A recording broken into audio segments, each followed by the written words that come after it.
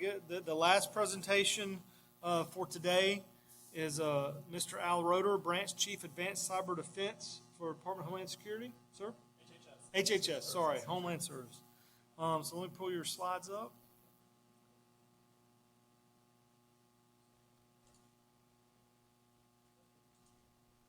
Sir, thank you for being here. Thank you. Yes, sir. Okay, so.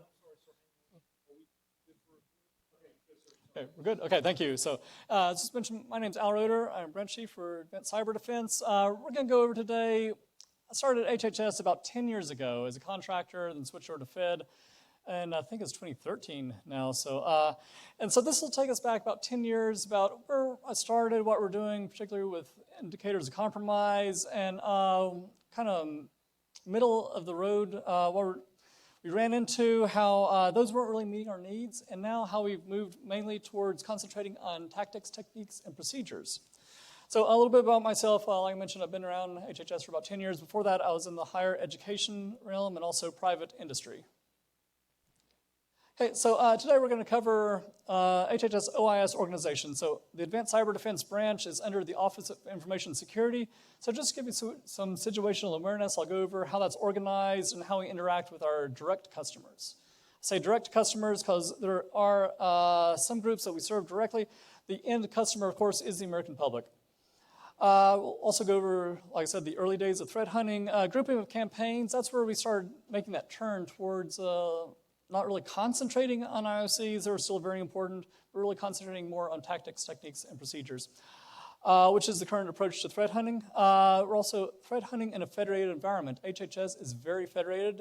We have a number of operating divisions, so we'll go into some of the nuances there about what we see when we're trying to help out our different operating divisions at HHS, including threat feeds, how we get that information to them, STIX and TAXI, which help support threat feeds that provide sharing procedures, standardization there, collaborations not just with our operating divisions, our direct customers, but also other groups external to HHS and also some more internal HHS groups. Finally, actionable outcomes and goals. If you work with me, I'm sure Clint's heard this, I always concentrate on the so what. We don't like doing things just to do them. We actually want to have some action come out of it, want to make a difference. That's what I call the so what. And then finally, metrics. We like to tell our story. So this is Advanced Cyber Defense. Really, it's three main functions up there that deliver a number of services. So we do some machine learning applications. I'll get up on my soapbox now. Machine learning is the shiny new thing, that and artificial intelligence. It seems like everyone's doing it these days. The way I approach it is there's a certain type of problem that machine learning is good for. There's a certain type of problem that machine learning is not good for. We'll evaluate if there's a business need, if there's a speed bump we got to get over, a problem that's approached us. We'll see, hey, is machine learning a good approach for that, or is just a traditional programming or traditional analysis a good fit? So get off my soapbox now and continue. So email analysis. So my branch, there's a mailbox at HHS where we encourage contractors or HHS employees with an HHS email address, encourage them to forward any spam, suspicious messages, malicious messages to this mailbox, and analysts in my branch will review those using a combination of manual and automatic analysis techniques. So that's going to be central to some of the slides that I've got coming up here. Cyber hunt activities. So we do cyber hunt across the department. We also will collaborate, we'll coordinate with some of our operating divisions there because they have cyber hunt teams on staff too. Cyber forensics, as Clint mentioned earlier, we do host-based, network-based, memory-based forensics. Also, incident response support. There's another branch, the Computer Security Incident Response Center, which is parallel to mine. They handle security incidents at HHS. We provide a deep dive analysis capability, surge support for the incident response process. So all this to give you a little bit of situational awareness where I'm coming from. So where does Advanced Cyber Defense fit into the overall structure? We're under the HHS Office of Information Security, which is the department level CISO. So under there are cybersecurity operations, which is headquartered, or not headquartered, we're housed out of our branch office up North Druid Hills. HHS Office of Information Security, the CISO, of course, is at headquarters up in DC. So the cybersecurity operations portion is down here, Office of Information Security up in DC. Over on the right-hand side, get kind of confused with the monitor here, you'll see the operating divisions. That's what most people are more familiar with at HHS. I know when I started, someone had to explain to me what the difference between HHS and CDC, FDA, and NIH are. HHS is the umbrella agency, and then people are more familiar usually with CDC, FDA, NIH. I think we've got 13 or 14 of them. Some of them are very small, some of them you can see here are very large, and they have a wide variance in their capabilities, cyber capabilities, hunt capabilities, forensics capabilities. So we'll also provide technical expertise up to upper management. So if the HHS CISO has a question about a cybersecurity topic, they'll send out, say, just a request for more information. They'll send it to us and a few other groups. And so we provide situational awareness and cybersecurity, just overall landscape, up to upper management at HHS.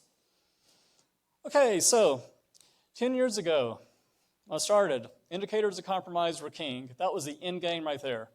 So we thought, hey, if we can get the indicators of compromise, if we can tell our operating divisions what we're seeing, then they can block them, they can monitor for them, and everyone will be nice and secure. At least that's what we thought a little bit back in the day.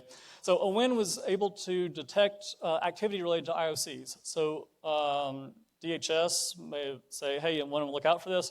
Look across the department, we see activity. It's like, uh-oh, we've detected that. We've done a good job. So we'll let DHS know. We'll let the operating divisions know. Even bigger win, let's say that a malspam campaign, malicious spam campaign came in. And let's say that it has a malicious attachment, let's say a Word doc, a malicious Word doc. We have the capabilities to go through there, run analysis on that, static analysis, dynamic analysis, and we have the capabilities of pulling out additional indicators. So let's say they send the malicious Word doc to a user, that user opens it up, and then calls out to a malicious website to download additional malware. That additional indicator was like gold to us. It was really the, I guess, icing on the cake, or whatever idiom you want to use there. So, but the end goal, the so what, was communication of IOCs so that the incident response teams at the operating divisions can block those, or at least monitor for them. So we went along this route for several years. We started seeing, I guess, really patterns emerge from the malspam campaigns that we're looking at. So we started clustering these. The primary driver at the time was to try to reduce the workload on our analysts. So the idea was, instead of looking at each individual email separately, we would group them into campaigns and do a sampling in the campaigns. Now, what we saw there was the use and discard IOCs, as I'm calling them here.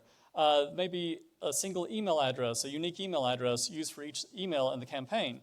So when we were thinking of an email address as being the indicator of compromise, that was no longer necessarily the case, because a lot of those were just use once and throw away. So at that time, that's really where we turned the corner from just really looking at IOCs, concentrating solely on them, to really saying, okay, what's these patterns that are emerging? What can we learn from the patterns? And we started sending out notifications to our optives about, hey, we've getting this malspam campaign in. This is perhaps a pattern in the email address, and this is a pattern in the subject lines. So it's more about the patterns rather than the individual indicators. So that leads us to a little bit more where we are today. The tactics, techniques, and procedures. I've heard this come up in multiple talks today. Tactic, and this is coming from NIST right here, is the highest level of behavior. Technique, a more detailed description of the behavior in context of the tactic. Procedure, quote, a lower level, highly detailed description in context of the technique. I've seen it reported, I forget where, it's I think a vendor side. Tactic is the what are they trying to do, what are the bad guys trying to do, technique, how are they doing it. Procedure is the steps that they're taking to do that. So I think that was a pretty good rundown of, I guess, really a distilled version of what these mean. I do not have the reference on that, but I do have the NIST link down at the bottom. So here's some example of TTPs. Ransomware delivered via email attachments. So that is a tactic. Let's say I'm a bad guy. I want to send out emails and try to get as many computers encrypted as I can. And that's what I'm trying to do. Now, how am I going to do that? I'm going to send out some malware that has email attachments that has PowerShell scripts, PowerShell being a scripting language. So that's really how I'm going to do it. I'm going to try to get my ransomware, my tactic, and I'm going to implement it by using PowerShell scripts. Okay, how are the scripts going to work? Those are the procedures, the individual step A, step B, step C. And for instance here, adding malware to startup items folder. So at the top row there is tactics, techniques, and procedures. And I just threw in a couple of other ones down there at the bottom. Command and control via HTTP traffic. Also emails linking to credential harvesters. So these are the type of things that we look for. Okay, frameworks. So MITRE ATT&CK is a very well-known framework here. There are several other ones. Quoting from their site is a globally accessible knowledge base of adversary tactics and techniques based on real-world observations. ATT&CK stands for adversarial tactics, techniques, and common knowledge. So yeah, I can't really see that much on there. So the window at the bottom is just the top left hand of that big one, the big window up there. So it goes through the steps of a compromise, and it breaks it out for the techniques there. So you can see step one, there are reconnaissance. It has 10 techniques in the framework.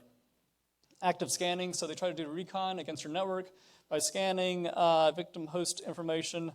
They could use open source sources for that, social media. Once they do reconnaissance, then resource development. Initial access, drive-by compromise is the top one, so it could be a watering hole attack. So let's say they're trying to compromise a small company somewhere. They may look and say, what's the local newspaper?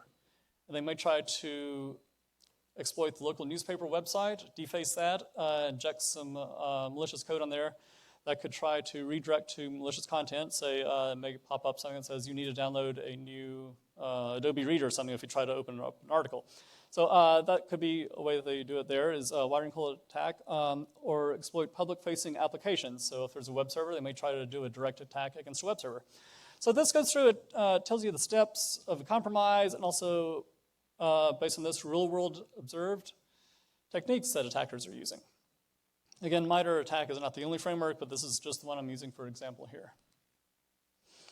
Okay, so part of attack, if you look at threat groups, they may use a specific route or specific routes through the attack framework to go through and perform their end goal there. So MITRE provides information on a number of threat groups on their site, and the attack navigator shows which TTPs a group uses by those blue highlights there. So it says, for instance, there's a specific group, an APT group. This is what has been observed that they do, and it'll walk through. So that way you can look at each individual step in the attack and see if there's any gaps in your environment, see if you need to shore up your defenses on those techniques, against those techniques. Okay, so hunting with TTPs, SolarWinds, this is a good example right here. So I took this, I think that was a screen capture from the FireEye blog right there. It's the fully qualified domain names that were the C2 infrastructure there was random characters followed by 3 levels of a domain right there. So all that to say, if you're looking at the fully qualified domain name, it's going to be different each time for each server. Now, a little bit better, it has very little value. So if I have a SolarWinds server and Clint has another one, and if I gave him my fully qualified domain name, he's not going to see that in his environment. What Clint may see, not saying DHS or anything, I'm just using pure example here, he may see something under that avsvmcloud.com, that second level domain. So that could be used as a more actionable indicator. And so this technique would be using a domain name generation, again, generating those random characters using a generation algorithm under a single common domain. So that would be an example of a technique that could be applied for, be looked for, rather than just doing a match against those random characters that in other instances you wouldn't be able to see. So more on SolarWinds. Around that same time, last December, multiple entities released information on detection opportunities. So over on the left is the FireEye blog that they released there. They said UNC, that's uncategorized actor group, 2452. Over on the right-hand side is a graphic from the NSA. This is posted up on their public website. Anyone can get to it. And so this shows that detection opportunities. I was really glad to see this. They show, hey, this SolarWinds attack, this Sunburst, this is opportunities of detecting certain tactics and techniques that the attackers are using. So that is really useful for us. Now, one problem that we're having, though, is at HHS, we've got a wide range of expertise amongst our operating divisions on in-house expertise, in-house capabilities for detecting that. So what the ACD Hunt team did was we went ahead and created this notification that we sent out to the optives, and I linked a lot of it out there since it's for internal use. It's released toolset queries to the operatives to assist in their hunting efforts. So we took those detection opportunities that were within the FireEye blog or within the NSA write-up, said, okay, based on what we know for HHS capabilities, here's how different operating divisions, here's how you all can look through your tool sets, common tool sets at HHS to detect activity related to solar winds. So it consisted of an executive summary, so the operative level CISO could see that, or management, and also then the security tools, the incident response teams can take the technical section and apply it against their tool sets. So why do we do that? Because HHS is very federated.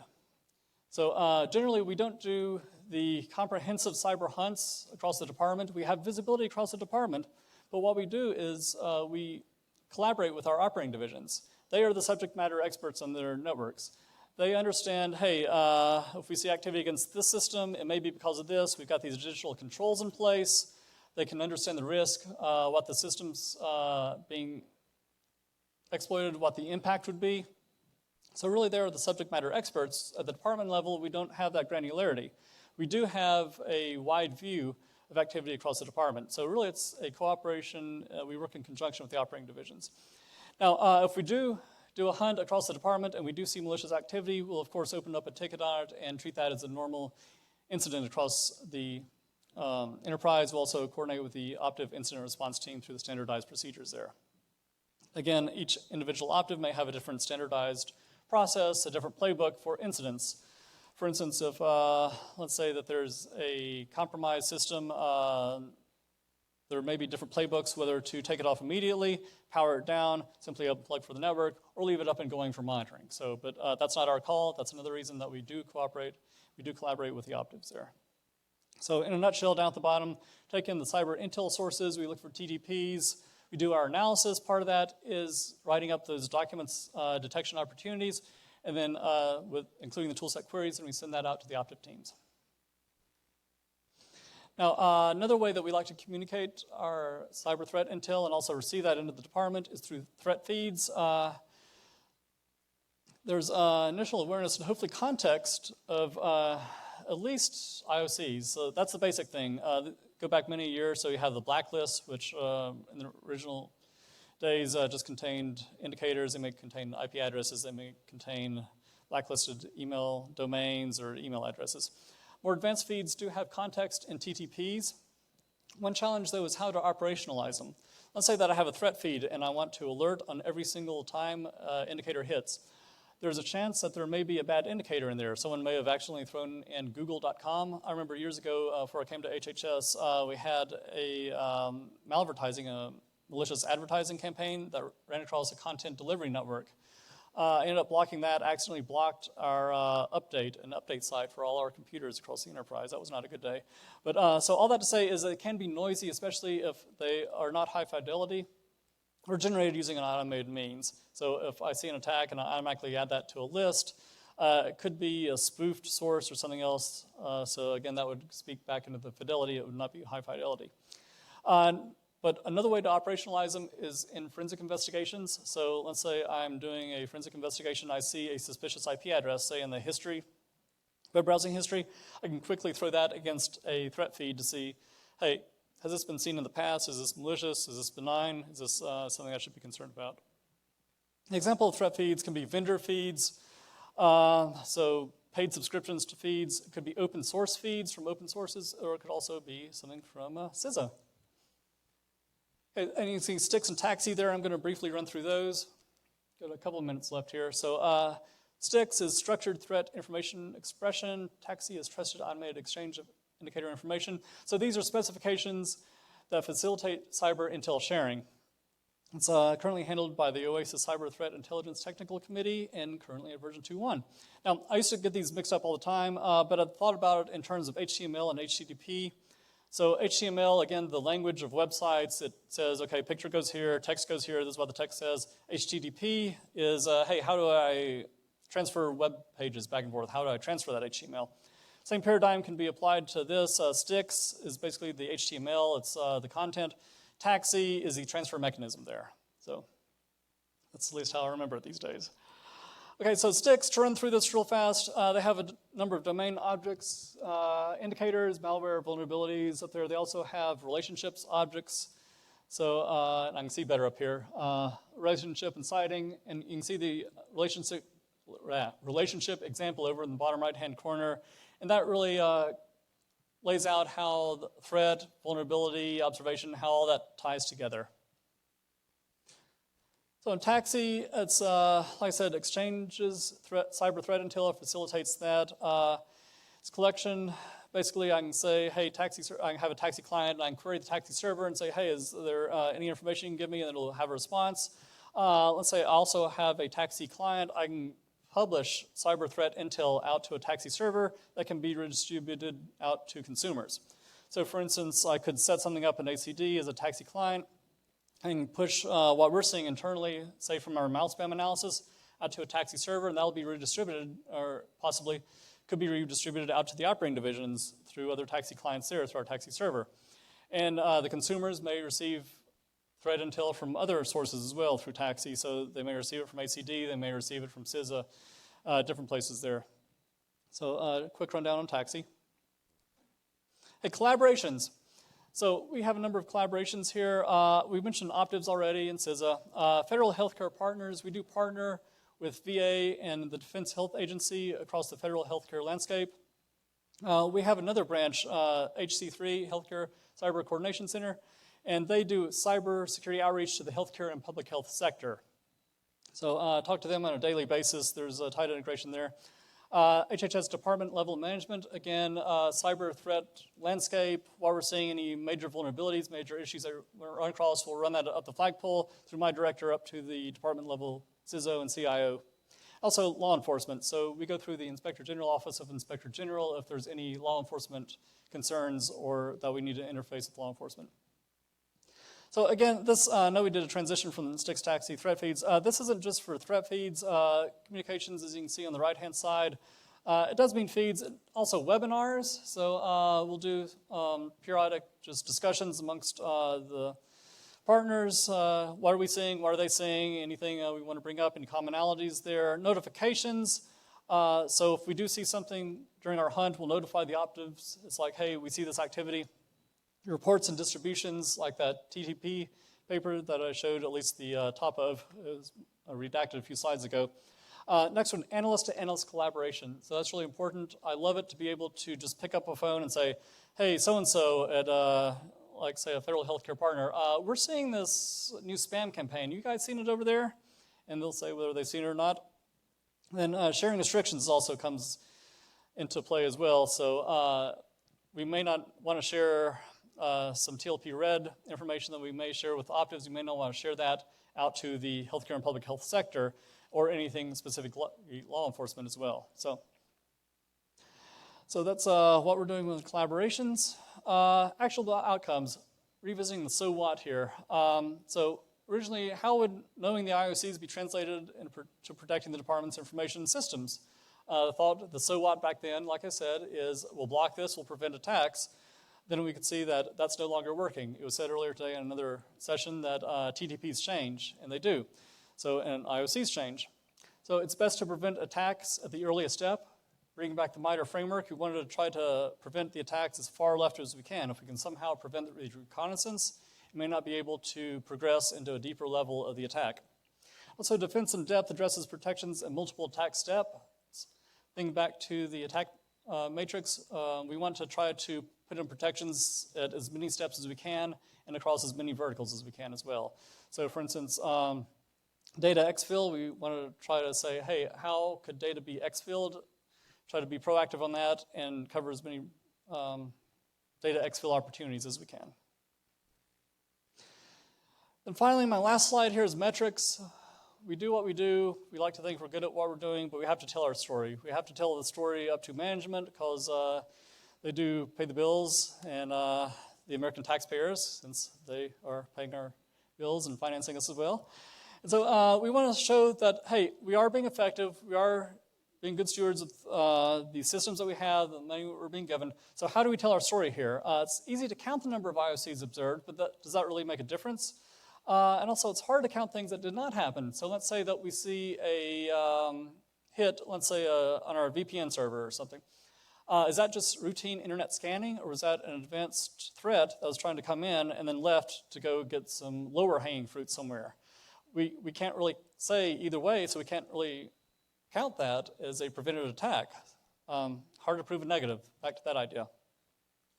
So what we do these days is metrics on a particular observed TTPs along with gap analysis. So here's some pure examples. I just made up some numbers and made up some TTPs down here. Some mouse spam detected, RDP access attempts, and drive-by malvertising. So we can see that in this pure example right here, the highest one is RDP access attempts. So we're thinking, okay, we're seeing that the most. Maybe you should go ahead and review our RDP servers, make sure that they're turned off for best practice, or if they need to be turned on from VPN access, make sure that they have all the patches installed. Drive-by malvertising, that's the second one. That one is, let's say I go to a website and it has a malicious advertisement there. Are people clicking on it?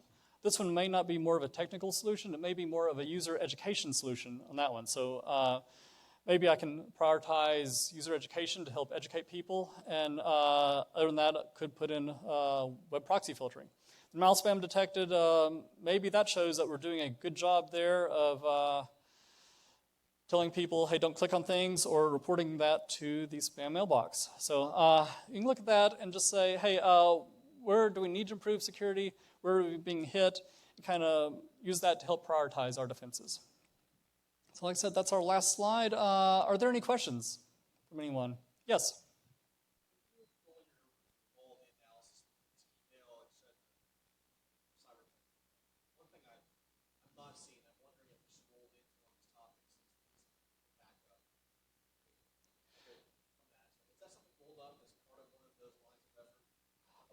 That would be done by the operating divisions and the system owners of the operating divisions. So we wouldn't have really any specific visibility into that. But that goes back into they're the subject matter expertise.